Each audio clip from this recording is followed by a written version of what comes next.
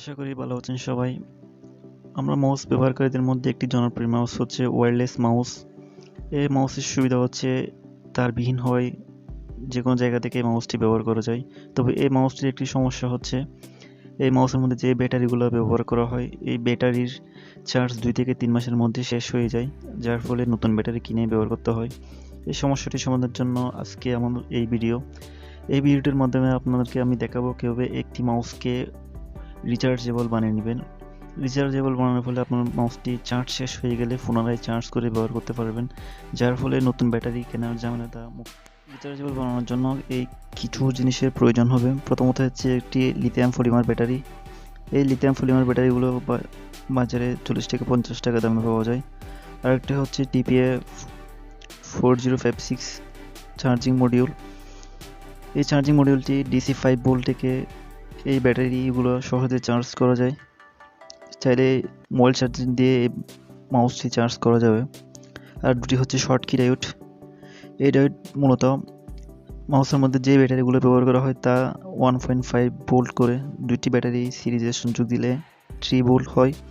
কিন্তু এই lithium polymer ব্যাটারিটি full charge হলে এর ভোল্টেজ হয় 4 ভোল্ট, যার কারণে মাউসটির সার্কিটের সমস্যা হতে পারে। এই সমস্যাটা না হওয়ার জন্য দুটি শর্ট কি ডায়োড সিরিজে কানেকশন দিয়ে লাগিয়ে দেব। চলুন দেখাই।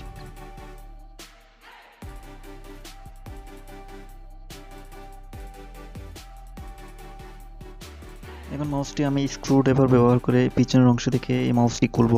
মাউসটি খোলার পর এই সার্কিট এবং ব্যাটারি ভালোভাবে মাউসের ভিতরে অ্যাটাচ করে নিব।